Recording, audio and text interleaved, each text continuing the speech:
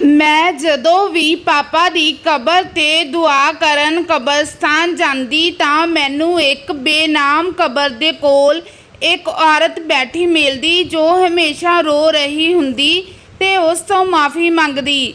ਮੈਨੂੰ ਉਸ ਦਾ ਰੋਣਾ ਦੇਖ ਕੇ ਅਜੀਬ ਜਿਹਾ ਲੱਗਦਾ, ਪਰ ਉਹ ਚਿਹਰੇ ਤੋਂ ਕਾफ़ੀ ਸਖਤ ਲੱਗ ਰਹੀ ਸੀ। ਇੱਕ ਦਿਨ ਮੇਰੇ ਤੋਂ ਰਿਹਾ ਨਾ ਗਿਆ ਤੇ ਮੈਂ ਪੁੱਛ ਹੀ ਲਿਆ, ਜੇ ਤੁਸੀਂ ਬੁਰਾ ਨਾ ਮੰਨੋ ਤਾਂ ਮੈਨੂੰ ਆਪਣਾ ਦੁੱਖ ਦੱਸ ਸਕਦੇ ਹੋ। ਮੇਰੀ ਗੱਲ ਸੁਣ ਕੇ ਉਸਨੇ ਮੂੰਹ ਉੱਪਰ ਕੀਤਾ ਤੇ ਮੈਂ ਦੇਖਿਆ ਉਸ ਦੀਆਂ ਅੱਖਾਂ ਲਾਲ ਹੋ ਚੁੱਕੀਆਂ ਸੀ। ਉਸਨੇ ਕਿਹਾ, ਮੈਂ ਤੈਨੂੰ ਕੀ ਦੱਸਾਂ ਪੁੱਤ, ਮੈਂ ਬਹੁਤ ਬੁਰੀ ਹਾਂ। ਮੈਂ ਕਿਹਾ, ਕੋਈ ਗੱਲ ਨਹੀਂ, ਤੁਸੀਂ ਦੱਸੋ ਤਾਂ ਸਹੀ। ਕੀ ਦੱਸਾਂ, ਮੈਂ ਇੱਕ ਅਜਿਹੇ ਘਰਾਣੇ ਵਿੱਚ ਪੈਦਾ ਹੋਈ ਜਿੱਥੇ ਔਰਤਾਂ ਦਾ ਨਸਲ ਦਰ ਨਸਲ ਪੇਸ਼ਾ ਇਹੀ ਹੁੰਦਾ ਕਿ ਉਹ ਮਰ ਜਾਣ ਵਾਲੀਆਂ ਔਰਤਾਂ ਨੂੰ ਇਸ਼ਨਾਨ ਕਰਾਉਂਦੀਆਂ ਤੇ ਉਹਨਾਂ ਨੂੰ ਕਫਨ ਵਗੈਰਾ ਪਹਿਨਾਉਂਦੀਆਂ।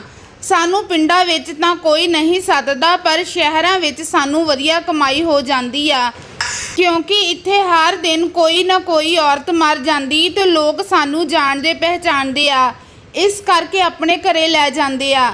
ਸਾਨੂੰ 3 ਤੋਂ 4 ਹਜ਼ਾਰ ਦਿੰਦੇ ਤੇ ਨਹਾਉਣ ਤੇ ਕਫਨ ਪਹਿਨਾਉਣ ਦਾ ਇੰਤਜ਼ਾਮ ਸਾਡੇ ਤੇ ਛੱਡ ਦਿੰਦੇ। ਸਾਨੂੰ ਇਸ ਕੰਮ ਦੀ ਆਦਤ ਪੈ ਚੁੱਕੀ ਸੀ, ਇਸ ਕਰਕੇ ਕਿਸੇ ਕਿਸਮ ਦਾ ਕੋਈ ਡਰ ਨਹੀਂ ਸੀ। ਇੱਕ ਦਿਨ ਸ਼ਾਮ ਦੇ 4 ਵਜੇ ਤਾਂ ਮੈਂ ਆਪਣੇ ਕੰਮ ਤੋਂ ਫ੍ਰੀ ਹੋ ਕੇ ਬੈਠਣ ਲੱਗੀ ਸੀ ਕਿ ਸਾਡੇ ਘਰ 50 ਕੁ ਸਾਲ ਦੀ ਔਰਤ ਆਈ ਤੇ ਕਹਿਣ ਲੱਗੀ, ਤੇਰੇ ਤਾਈਂ ਇੱਕ ਕੰਮ ਆਈ ਆ, ਜਲਦੀ ਸਾਡੇ ਘਰ ਚੱਲ। ਮੈਂ ਹੈਰਾਨ ਹੋਈ ਕਿ ਇੰਨੀ ਜਲਦਬਾਜ਼ੀ ਵਿੱਚ ਕੀ ਕੰਮ ਹੋ ਸਕਦਾ। ਉਹ ਮੈਨੂੰ ਆਪਣੀ ਗੱਡੀ ਦੇ ਵਿੱਚ ਬਿਠਾ ਕੇ ਲੈ ਗਈ। ਮੈਨੂੰ ਉਸ 'ਤੇ ਹੈਰਾਨੀ ਹੋਈ ਕਿ ਉਹ ਮੈਨੂੰ ਬੜੇ ਰਾਜ਼ਦਾਰ ਤਰੀਕੇ ਨਾਲ ਅੰਦਰ ਲੈ ਕੇ ਆਈ ਤੇ ਬੋਲੀ ਕਿ ਮੇਰੀ ਬਹੂ ਦੀ ਮੌਤ ਹੋ ਗਈ ਆ। ਮੈਂ ਉਸ ਦੇ ਮਾਂ-ਬਾਪ ਨੂੰ ਨਹੀਂ ਜਾਣਦੀ। ਮੇਰਾ ਮੁੰਡਾ ਪਿਆਰ ਦੇ ਵਿੱਚ ਕਿਸੇ ਲਵਾਰਸ ਕੁੜੀ ਨੂੰ ਵਿਆਹ ਕੇ ਲੈ ਆਇਆ। ਉਹ ਇਸ ਨੂੰ ਬਹੁਤ ਪਿਆਰ ਕਰਦਾ ਸੀ। ਕੀ ਕਰੀਏ, ਇਹ ਵਿਚਾਰੀ ਤਾਂ ਆਪਣੀ ਔਲਾਦ ਦੀ ਤਕਲੀਫ ਨੂੰ ਸਹਿ ਨਾ ਸਕੀ। ਇਹ ਪ੍ਰੈਗਨੈਂਟ ਆ। ਇਸ ਦੀ ਜਾਨ ਤਕਲੀਫ ਵਿੱਚ ਚਲੀ ਗਈ। ਪ੍ਰੈਗਨੈਂਟ ਔਰਤ ਨੂੰ ਜ਼ਿਆਦਾ ਦੇਰ ਤੱਕ ਘਰ ਨਹੀਂ ਰੱਖ ਸਕਦੇ, ਇਸ ਕਰਕੇ ਤੂੰ ਇਸ ਨੂੰ ਜਲਦੀ ਨਾਲ ਨਹਾ ਦੇ ਤੇ ਮੈਂ ਇਸ ਦੀਆਂ ਥੋੜੀਆਂ ਰਸਮਾਂ ਕਰਕੇ ਦਫਨਾ ਦਿਉ। ਮੈਨੂੰ ਤਾਂ ਉਸ ਦੀ ਲਾਸ਼ ਤੋਂ ਡਰ ਲੱਗਦਾ। ਤੂੰ ਸੁਣਿਆ, ਕਹਿੰਦੇ ਪ੍ਰੈਗਨੈਂਟ ਔਰਤ ਜਦੋਂ ਮਰਦੀ ਆ ਤਾਂ ਡਾਇਨ ਬਣ ਜਾਂਦੀ ਆ। ਉਸ ਔਰਤ ਦੀ ਇਹ ਗੱਲ ਸੁਣ ਕੇ ਮੈਂ ਹੈਰਾਨ ਰਹਿ ਗਈ। ਹਾਲਾਂਕਿ ਅਜਿਹੀ ਕੋਈ ਗੱਲ ਸੱਚ ਨਹੀਂ ਹੁੰਦੀ, ਇਹ ਲੋਕਾਂ ਦੀਆਂ ਬਣਾਈਆਂ ਹੋਈਆਂ ਗੱਲਾਂ ਹੁੰਦੀਆਂ। ਮੈਂ ਇੱਕ ਨਜ਼ਰ ਨਾਲ ਉਸ ਔਰਤ ਦੇ ਚਿਹਰੇ ਨੂੰ ਤੱਕਿਆ ਤਾਂ ਉਸ ਦੇ ਚਿਹਰੇ 'ਤੇ ਕੋਈ ਅਸਰ ਦਿਖਾਈ ਨਹੀਂ ਦੇ ਰਿਹਾ ਸੀ। ਮੈਂ ਹੈਰਾਨ ਸੀ ਕਿ ਆਪਣੀ ਬਹੂ ਦੇ ਮਰਨ ਤੋਂ ਬਾਅਦ ਕੋਈ ਔਰਤ ਇੰਨੇ ਸਕੂਨ ਨਾਲ ਕਿਵੇਂ ਰਹਿ ਸਕਦੀ ਆ। ਚਲੋ, ਮੈਂ ਆਪਣਾ ਕੰਮ ਸ਼ੁਰੂ ਕਰ ਦਿੱਤਾ। ਲਾਸ਼ ਨੂੰ ਇੱਕ ਤਖਤੇ 'ਤੇ ਲਿਟਾਇਆ। ਇਹ ਦੇਖ ਕੇ ਬਹੁਤ ਦੁੱਖ ਹੋਇਆ ਕਿ ਉਹ ਇੱਕ ਜਵਾਨ ਖੂਬਸੂਰਤ ਔਰਤ ਸੀ। ਐਨੀ ਭਰਪੂਰ ਜਵਾਨੀ ਵਿੱਚ ਮਰ ਜਾਣਾ ਆਪਣੇ ਆਪ ਵਿੱਚ ਬਹੁਤ ਵੱਡਾ ਦੁੱਖ ਸੀ। ਨਹਾਉਂਦੇ ਸਮੇਂ ਮੈਨੂੰ ਉਸ ਔਰਤ ਦੇ ਹੱਥਾਂ ਵਿੱਚ ਹਲਕੀ ਜਿਹੀ ਹਰਕਤ ਮਹਿਸੂਸ ਹੋਈ ਤਾਂ ਮੈਂ ਉਸ ਦੇ ਨੱਕ ਦੇ ਅੱਗੇ ਹੱਥ ਰੱਖ ਕੇ ਦੇਖਿਆ। ਮੈਨੂੰ ਲੱਗਿਆ ਇਹ ਔਰਤ ਮਰੀ ਨਹੀਂ ਬਲਕਿ ਬੇਹੋਸ਼ੀ ਦੀ ਹਾਲਤ ਵਿੱਚ ਆ। ਮੈਂ ਉਸ ਔਰਤ ਨੂੰ ਦੱਸਿਆ ਕਿ ਇਸ ਨੂੰ ਇੱਕ ਵਾਰ ਡਾਕਟਰ ਨੂੰ ਦਿਖਾ ਲਓ। ਉਹ ਔਰਤ ਇਹ ਗੱਲ ਸੁਣ ਕੇ ਆਪਣੇ ਕਮਰੇ ਵਿੱਚ ਗਈ ਤੇ ਇੱਕ 50,000 ਦੀ ਗੁੱਟੀ ਚੱਕ ਲਿਆਈ ਤੇ ਆ ਕੇ ਮੇਰੇ ਮੋਹਰੇ ਬੋਲੀ, ਜਿੰਨਾ ਕਿਹਾ ਓਨਾ ਕਰ ਲਾ। ਮੈਂ ਇਹ ਸੁਣ ਕੇ ਸਮਝ ਗਈ ਕਿ ਇਹ ਇੱਕ ਸੋਚੀ ਸਮਝੀ ਸਾਜ਼ਿਸ਼ ਆ। ਮੈਂ ਉਸ ਨੂੰ ਨਹਾਉਣ ਤੋਂ ਮਨਾ ਕਰ ਦਿੱਤਾ, ਪਰ ਉਸ ਔਰਤ ਨੇ 50,000 ਦੀ ਗੁੱਟੀ ਮੇਰੇ ਮੋਹਰੇ ਰੱਖ ਦਿੱਤੀ। ਉਸ ਸਮੇਂ ਮੈਨੂੰ ਵੀ ਪੈਸਿਆਂ ਦੀ ਬਹੁਤ ਜ਼ਰੂਰਤ ਸੀ। ਪੈਸੇ ਦੇ ਕੇ ਤਾਂ ਕੋਈ ਵੀ ਵਿਕ ਸਕਦਾ। ਮੇਰਾ ਵੀ ਈਮਾਨ ਡੋਲ ਗਿਆ। ਮੈਨੂੰ ਹੁਣ ਉਸ ਔਰਤ ਦੀ ਗੱਲ ਚੰਗੀ ਤਰ੍ਹਾਂ ਸਮਝ ਆ ਗਈ। ਮੈਂ ਚੁੱਪਚਾਪ ਪੈਸੇ ਆਪਣੀ ਜੇਬ ਵਿੱਚ ਪਾਏ ਤੇ ਸੋਚਿਆ, ਇਹ ਪੈਸੇ ਮੈਂ ਆਪਣੀ ਧੀ ਨੂੰ ਦੇ ਦੇਵਾਂਗੀ, ਕਿਉਂਕਿ ਮੇਰਾ ਜਵਾਈ ਮੇਰੀ ਧੀ ਨੂੰ ਬਹੁਤ ਪਰੇਸ਼ਾਨ ਕਰਦਾ ਸੀ। ਉਸ ਨੇ ਗੱਡੀ ਲੈਣੀ ਸੀ ਤੇ ਉਹ ਕਦੋਂ ਦੇ ਪੈਸੇ ਮੰਗ ਰਿਹਾ। ਮੈਂ ਸੋਚਿਆ, ਚਲੋ ਕੁੜੀ ਦਾ ਤਾਂ ਮਸਲਾ ਹੱਲ ਹੋ ਗਿਆ। ਮੈਂ ਦੁਬਾਰਾ ਉਸ ਔਰਤ ਨੂੰ ਨਹਾਉਣ ਲੱਗੀ, ਪਰ ਮੇਰਾ ਦਿਲ ਬਹੁਤ ਘਬਰਾ ਰਿਹਾ ਸੀ। ਹੁਣ ਮੈਨੂੰ ਇਹ ਸੀ ਕਿ ਮੈਂ ਜਲਦੀ ਇਹ ਸਾਰਾ ਕੰਮ ਨਿਪਟਾ ਕੇ ਘਰੇ ਚਲੇ ਜਾਵਾਂ। ਮੈਂ ਘਰੇ ਚਲੀ ਗਈ ਤੇ ਰਾਤ ਨੂੰ ਮੈਨੂੰ ਸਾਰੀ ਰਾਤ ਨੀਂਦ ਨਾ ਆਈ। ਦੂਜੇ ਦਿਨ ਮੇਰੀ ਬੇਟੀ ਆਈ ਤੇ ਮੈਂ ਉਸ ਨੂੰ 50,000 ਫੜਾ ਕੇ ਕਿਹਾ, ਆ ਲੈ, ਤੇਰੇ ਪੈਸਿਆਂ ਦਾ ਬੰਦੋਬਸਤ ਹੋ ਗਿਆ। ਹੁਣ ਤੂੰ ਇਹ ਪੈਸੇ ਆਪਣੇ ਪਤੀ ਨੂੰ ਦੇ ਦੇ ਤੇ ਖੁਸ਼ ਰਹਿ। ਮੇਰੀ ਬੇਟੀ ਨੇ ਪੁੱਛਿਆ ਕਿ ਤੁਸੀਂ ਇੰਨੇ ਪੈਸੇ ਕਿੱਥੋਂ ਲੈ ਕੇ ਆਏ, ਤਾਂ ਮੈਂ ਉਸ ਤੋਂ ਪਾਸਾ ਜਿਹਾ ਵੱਟ ਲਿਆ। ਉਹ ਪੈਸੇ ਲੈ ਕੇ ਖੁਸ਼ੀ-ਖੁਸ਼ੀ ਆਪਣੇ ਘਰ ਚਲੇ ਗਈ।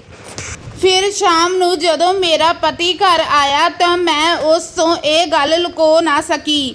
ਵੈਸੇ ਵੀ ਉਹ ਮੇਰੀ ਤਰ੍ਹਾਂ ਹੀ ਵਿਕਾਊ ਤੇ ਲਾਲਚੀ ਸੀ। ਉਸ ਨੂੰ ਵੀ ਇਹ ਗੱਲਾਂ ਨਾਲ ਕੋਈ ਫਰਕ ਨਹੀਂ ਪੈਣਾ ਸੀ।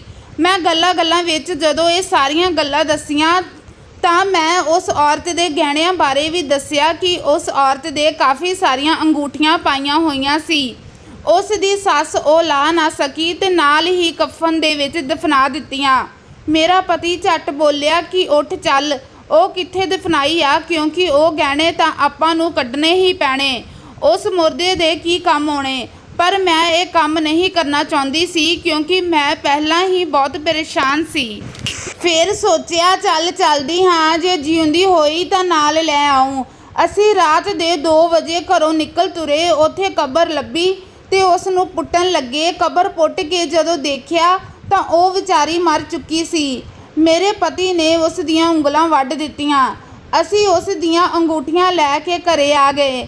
ਇੱਦਾਂ ਹੀ ਦਿਨ ਗੁਜ਼ਰਨ ਲੱਗੇ ਤਾਂ ਮੇਰਾ ਪੁੱਤ ਸਾਨੂੰ ਬਿਨਾਂ ਪੁੱਛੇ ਉਹ ਅੰਗੂਠੀਆਂ ਲਿਜਾ ਕੇ ਵੇਚ ਆਇਆ।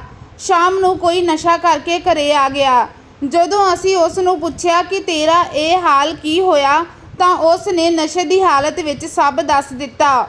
ਉਧਰ ਥੋੜੇ ਦਿਨਾਂ ਬਾਅਦ ਹੀ ਮੇਰੀ ਬੇਟੀ ਦਾ ਪਤੀ ਕਾਰ ਐਕਸੀਡੈਂਟ ਵਿੱਚ ਮਰ ਗਿਆ। ਮੇਰਾ ਜਵਾਈ ਕਿਰਾਏ ਦੀ ਗੱਡੀ ਚਲਾਉਂਦਾ ਸੀ, ਜਿਸ ਦੀ ਵਜ੍ਹਾ ਨਾਲ ਉਸਦੇ ਘਰ ਆਮਦਨ ਆਉਂਦੀ ਸੀ ਤੇ ਉਹ ਆਪਣੀ ਗੱਡੀ ਲੈਣਾ ਚਾਹੁੰਦਾ ਸੀ। ਉਹ 50,000 ਮੈਂ ਉਸ ਗੱਡੀ ਵਾਸਤੇ ਹੀ ਦਿੱਤੇ ਸੀ। ਪਰ ਹੁਣ ਮੇਰਾ ਜਵਾਈ ਇਸ ਦੁਨੀਆ ਵਿੱਚ ਹੀ ਨਹੀਂ ਰਿਹਾ ਤਾਂ ਉਹ ਪੈਸਿਆਂ ਦਾ ਕੀ ਕਰਨਾ। ਮੈਂ ਆਪਣੀ ਬੇਟੀ ਨੂੰ ਵਿਧਵਾ ਹੁੰਦੇ ਹੋਏ ਦੇਖ ਕੇ ਪੈਰਾਂ ਤੱਕ ਹਿੱਲ ਗਈ। ਪਰ ਮੇਰਾ ਪਤੀ ਇੰਨਾ ਸਭ ਹੋਣ ਦੇ ਬਾਵਜੂਦ ਵੀ ਆਪਣੇ ਕੰਮਾਂ ਤੋਂ ਬਾਜ ਨਾ ਆਇਆ। ਪਰ ਮੈਂ ਆਪਣੇ ਪਤੀ ਨੂੰ ਛੱਡ ਦਿੱਤਾ।